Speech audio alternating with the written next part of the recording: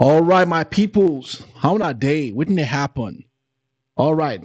So I've got this video I want to talk to you guys about. It's about our man, Ibrahim Traoré. And we're so very proud of him.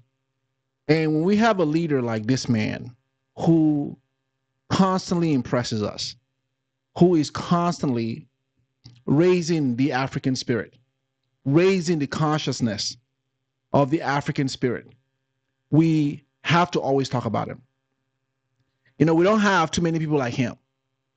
Africa is mostly plagued with a lot of corrupt leaders, many corrupt leaders who are sold to the West, sold to the agenda of the West. And so when we have such a bright mind, such a prolific leader like Ibrahim Traoré or Burkina Faso, it is worth talking about. And I'm going to always give you guys content as it relates to this brother, because I think it's our job to highlight the best of our own. Because when we look at how we're being demonized, when we look at how black people, especially those from Africa, are being demonized in the media, Western propaganda, a lot of people are bought into the version of who we are that are not true. When people see us for the first time, when they see a black person or an African for the first time, there's a perception that they already have about us based on the propaganda by Western media and Western culture. So they've done to about our leaders too. And unfortunately, many of us also have bought into our own leaders. Now, to be fair, we've all lived through bad leaders, right? We don't need Western propaganda to tell us some of the bad leaders that we have. We don't need that. A lot of us live through that. Many of us live in countries where we see the corrupt leaders at work every day.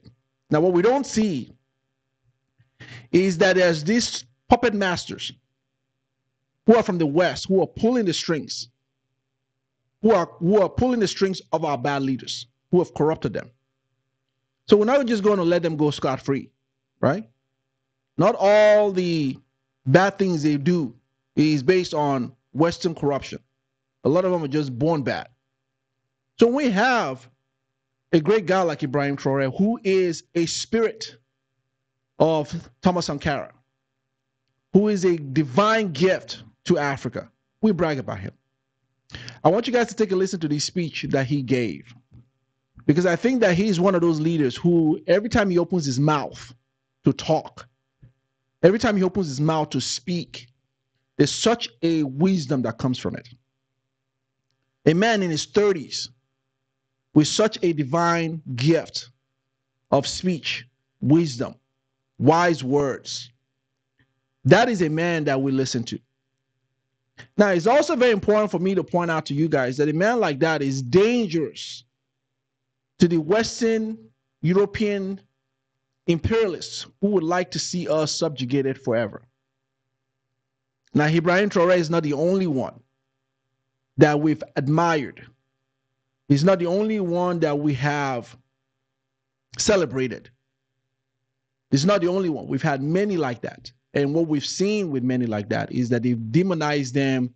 They go all out war against their characters, smear them to destroy them.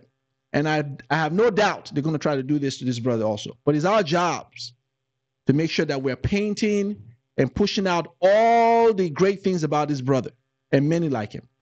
This brother is opening our eyes. This brother is bringing us things that we ought to be thinking about as it relates to those who are subjugating us, who try to keep us under. So take a listen to this speech and we'll discuss this. Among the imperialists, they have a vision of the world that I will explain to you. To them, the world is summarized in a triangle. You will see the triangle in most of their insignia. Perhaps you don't understand, but to them, the world is summarized in a triangle. At the top of the triangle is the empire of good, and the empire of good is them. They are prosperity. They are everything positive. They are entitled to all the happiness in this world. They have the right to all the riches. They impose their worldview, their vision, their way of life. That's why during the conquest, they would come to our lands and say they had discovered our lands, because to them, we were savages and had nothing like them. They call us natives, and it's them, the people, who have all the rights. To them, the world must operate as they want. To illustrate, I'll take a few examples. Look at their movies. They have brainwashed their people into believing they're superior and entitled to everything. You won't say otherwise.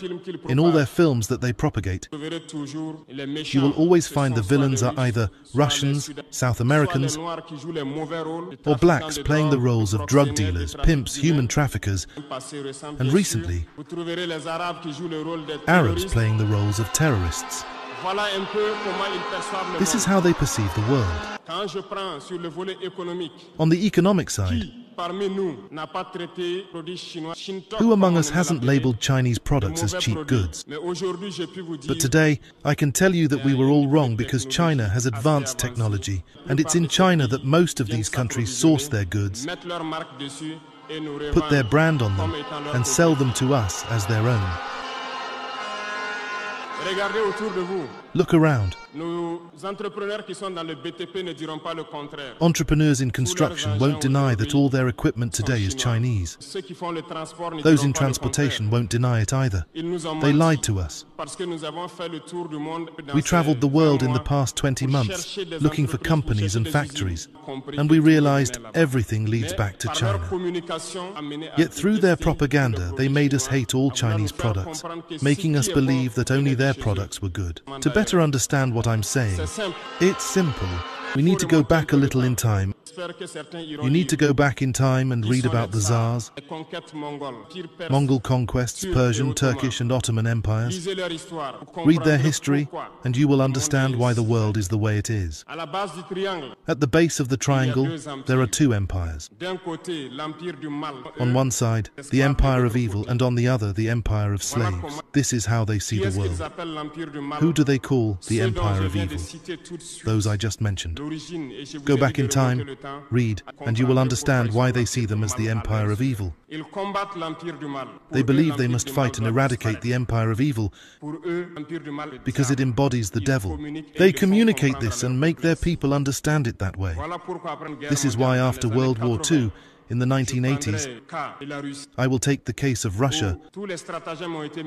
All schemes were implemented to collapse it under President Gorbachev, orchestrated by President Ronald Reagan. Three main strategies caught our attention. First, they went to Saudi Arabia and asked them to lower the oil price from $35 to $7 to collapse the Russian economy. Alongside that, remember something. The second strategy, they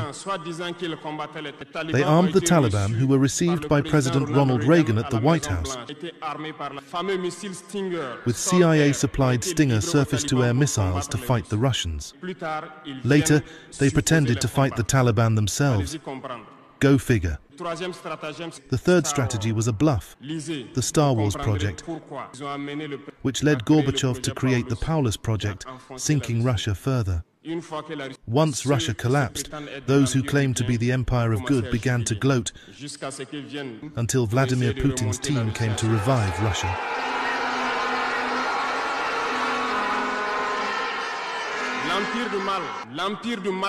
The empire of evil, according to them, has suffered greatly.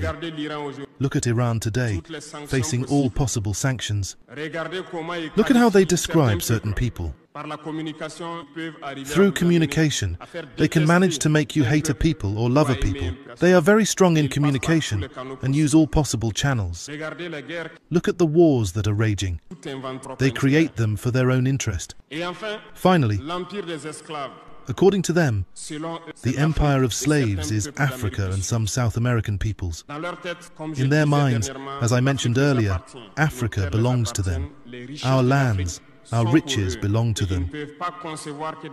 And they can't conceive that Africans could emancipate, rise and challenge them. And for this reason, they believe Africans are easy to manipulate and driven by emotions. They will always find an African to fight against his brother. And it has always been like that.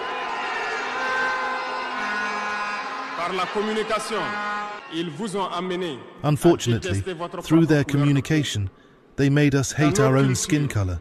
We need to wake up because this is how they see the world. They are the empire of good, others are the empire of evil, and we are the empire of slaves. This is the imperialist worldview. You need to understand this. I want to make a point to some intellectuals who seem to want to preach for the imperialists. Do they ignore this part of history? I'm not making this up. It's declassified. You can find everything I said in libraries or online. Don't these intellectuals know the history of this world? Maybe it's dishonesty, or a few dollars that make them preach for the imperialists. Our intellectuals must always preach to enlighten our people, our masses, so they understand where they come from and how the imperialists see them.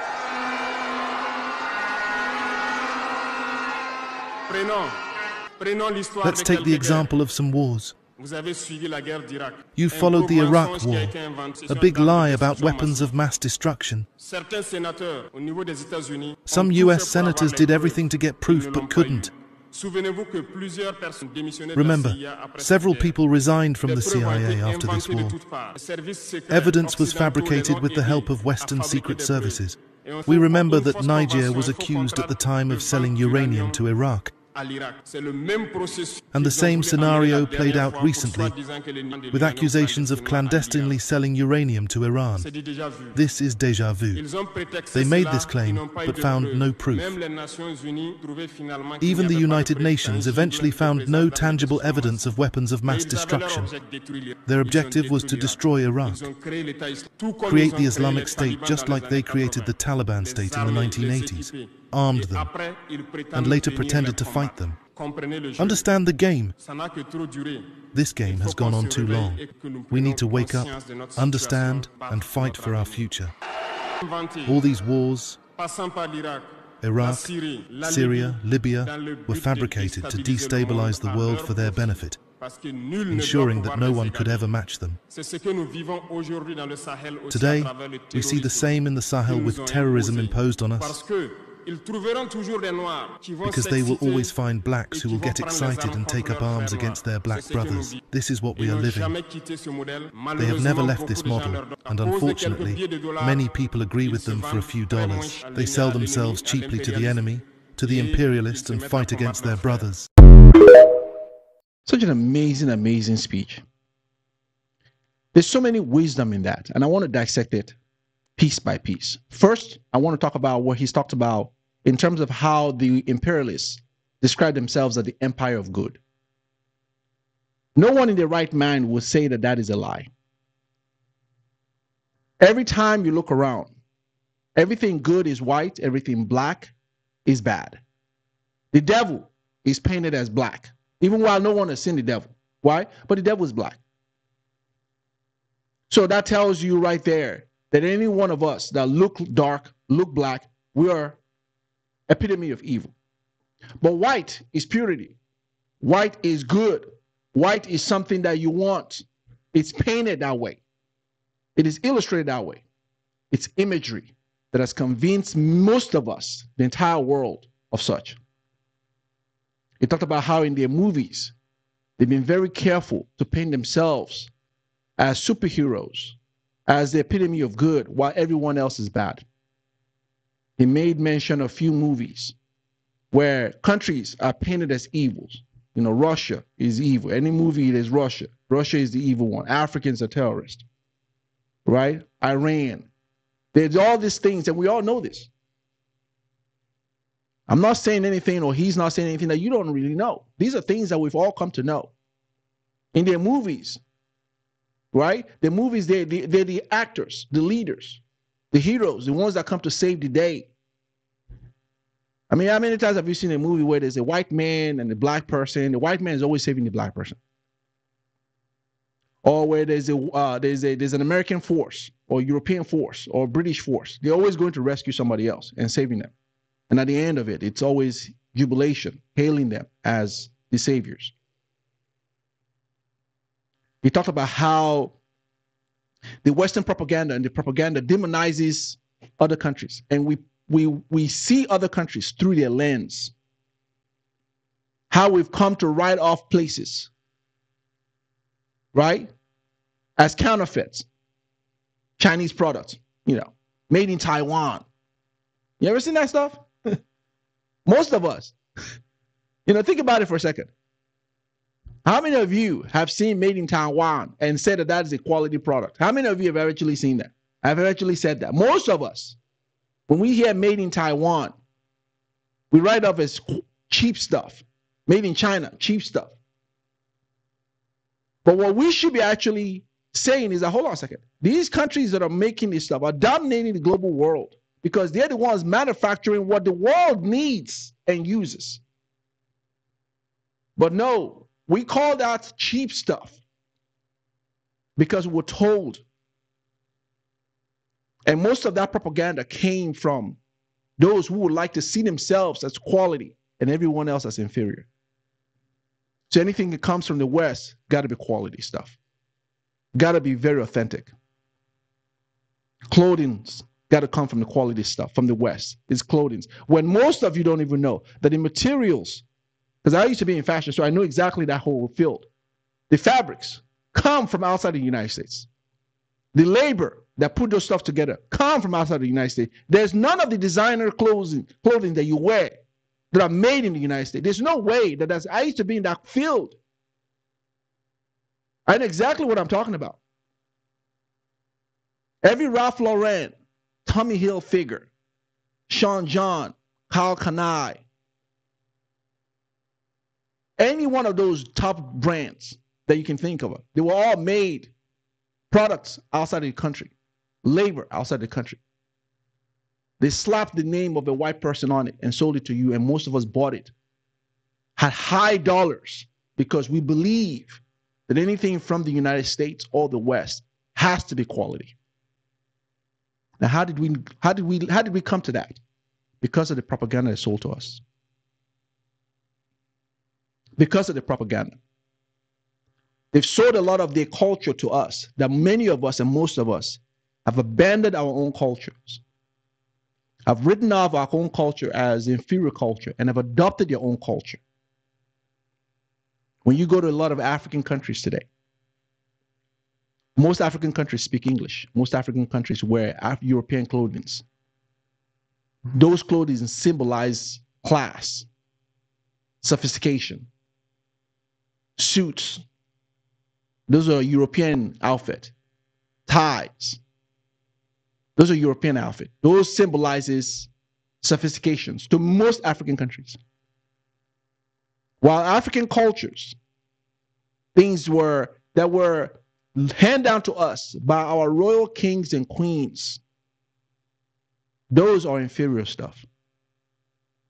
We've written those off. We brushed those off as inferior stuff. We bought into their own identity upon ourselves. Their own version of quality upon ourselves. So that's why most of us look at them and we try to emulate them and want to be like them. This is one of the problems with black people. Black people want to be like white people. Black people want the love and the validation of white people. The reason why most of us are miserable, the reason why most of us cannot succeed is because we're tailing behind a white person. And they know this. They know that we want their love. So they can always find, you heard him say, that you can always find an African to go against his own brother. Now, why is that?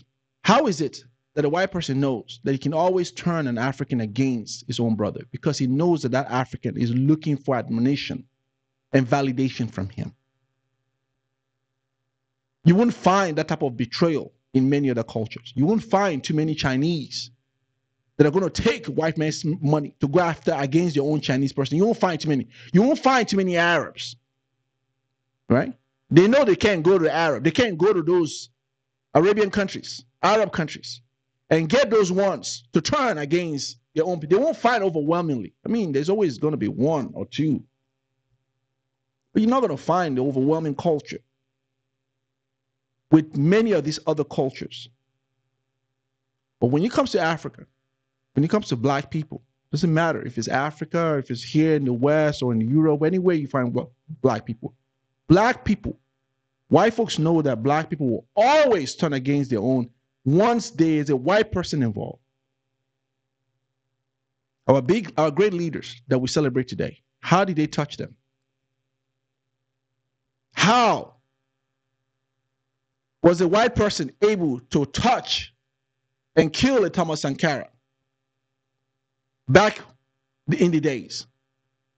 They used one of his own brothers to do it.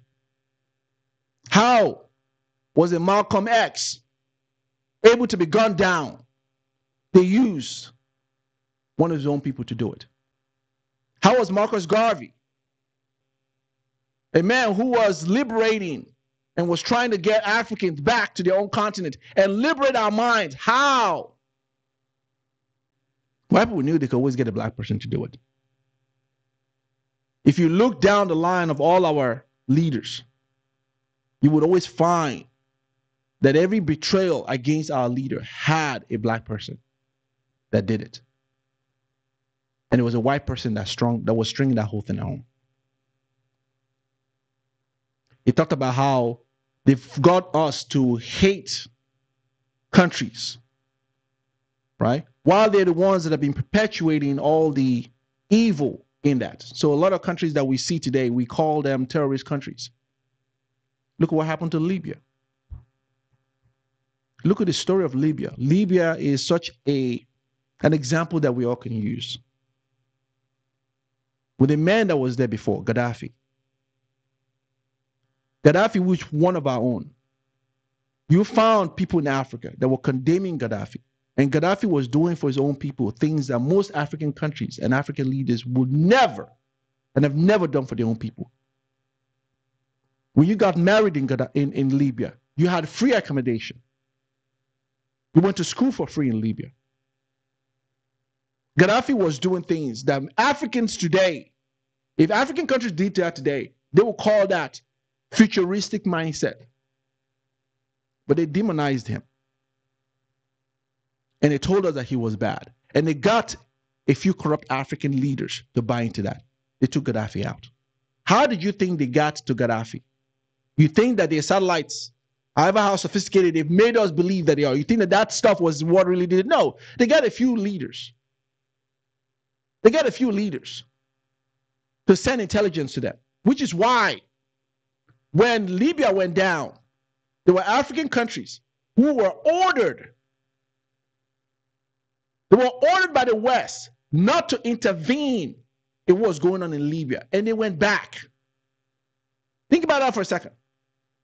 One of our own was getting killed. African leaders were going over there to try to intervene. They were ordered not to intervene, and they answered the order, and they all went back. Imagine that for a second. Imagine that while we're discussing the influence of the imperialists on us, on our minds, in our culture, and have kept us subjugated. Look at where Libya is today. Libya is a wasteland, and they love that. I remember when the news broke, and the news was given to Hillary Clinton. This is what will always be tagged to her. Her and Barack Obama. Their legacy as it relates to Africa, they will always be tied to this. I remember she was in the middle of an interview when they came and told her that they got Gaddafi. And she said, "We got him." She laughed it off. She laughed it up. She says, "We came, we conquered, and we got him." And then Obama shortly afterward came out in the Rose Garden and gave out a speech about how we've gotten Libya. They destroyed that whole place. That's why I will never have respect for Barack Obama.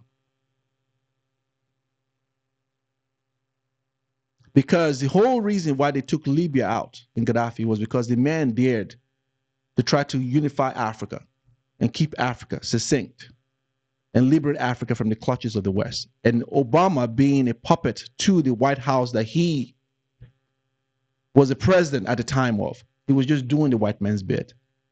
And white people will know, again, that black person will always want to please them, to do whatever. So Obama did the most because of the white people who put him there to do their bid. And go down the line. We can go down the line, even to the minute situation where it's not even a head of state, just brothers against brothers. Brothers against brothers.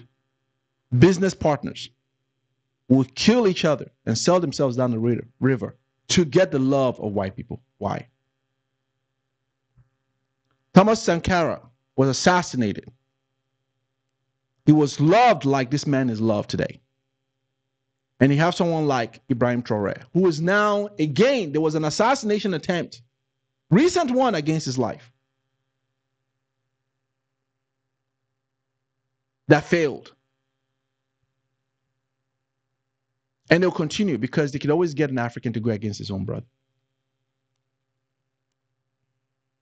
And when we continue to toe the line of being slaves in our minds, you heard him say it, that to them, we're slave people. They don't see us as we see ourselves. See, when I look at a black person, I'm seeing someone that's strong. I'm seeing someone from a royal family. When I look at a black person, let me tell you, let me help you understand this. It doesn't matter where you come from. When I look at a black person, right, someone who is black, before you open your mouth, because I have the blood of royalty in me. So when I look at a black person, I'm already seeing someone that comes from a line of royalty. I don't know which one, but I already see you that way. A line of a king or a queen somewhere, an empire somewhere long ago. When I look at a person, they don't see us that way. They don't. What they see is someone who was picking cotton for their great-great-great-grandfather and who needs to go back there and be picking that cotton.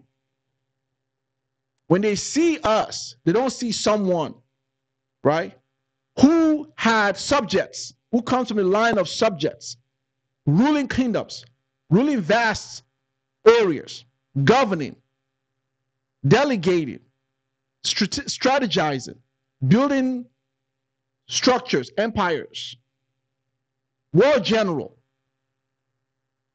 They don't see that person. No, they don't. They see someone who should be whipped, who comes from a line of people that are whipped into submission, who can't read, who don't have their full brains intact. That's what they see. Now, how is it that they see us that way? It's because it's passed on from their racist family down their line. When you find a few white folks that are not racist, those ones really took the time to purge themselves off of the racist things that came from their family line. But most of them, they don't see us like we see each other. And unfortunately, we have a lot of us who are seeing each other like they see us. We have a lot of us who, the moment we see each other, we hold on to our purses. We cling to our own purses. Like somehow your black brother is going to rob you. We double lock our cars when a black person passes by. We watch our backs when we see and we pass by our own brothers and our sisters. Where did you get that from? Because that's the way of the imperialist. That's how he sees you. And he has programmed you to see your own brother and sister that way.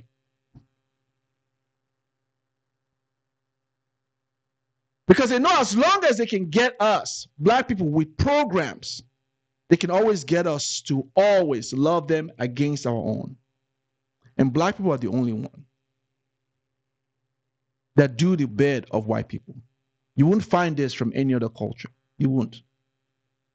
You won't go to a Dubai or Arab nations. And white people know this. They know that if they go to Dubai, they gotta really play down their skin color. They don't go there and try to stand out as white people in the crowd. They don't. They go there, they wrap their hair around, they don't play. They know those ones look at them as real enemies. They don't play with them. They know this.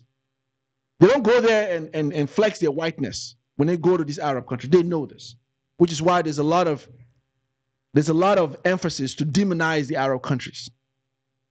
I'm not here to speak for Arab people, but I'm giving you the facts. But when they go to Africa, oh, their whiteness comes out. Oh, they gotta be all in their white glory, because they know that black folks, love the white glory. They love the white people, and they will always be subservient to them. When white people go to China, they don't go there and do all their whiteness over there. They don't. They don't. But the Chinese folks don't play. They don't look at them as, they're like, really? If anything, these countries look at them as money. They just look at them as money for them to make money off of them. They don't look at them as people they need to serve. You won't go to Dubai and find the most prestigious outfit be the suits that they wear. They don't wear suits. They wear their own native clothing. That's prestigious to me. That's prestige in Dubai, in Arab countries. They tie their hair. That is the symbol of prestige for them. It is not the suits. But go to Africa. The symbol of prestige is suits. That is what Ibrahim Traoré is saying. And a man like that is liberating our minds. A man like that is liberating our spirit, our consciousness. And that is dangerous for the imperialists who want to keep us subjugated. So I'm going to say this and I'm going to close. I don't know how long it will take black people to realize that your tailing and toting the line of wanting to be served white people hasn't paid off for you. You won't find any black person today, celebrity,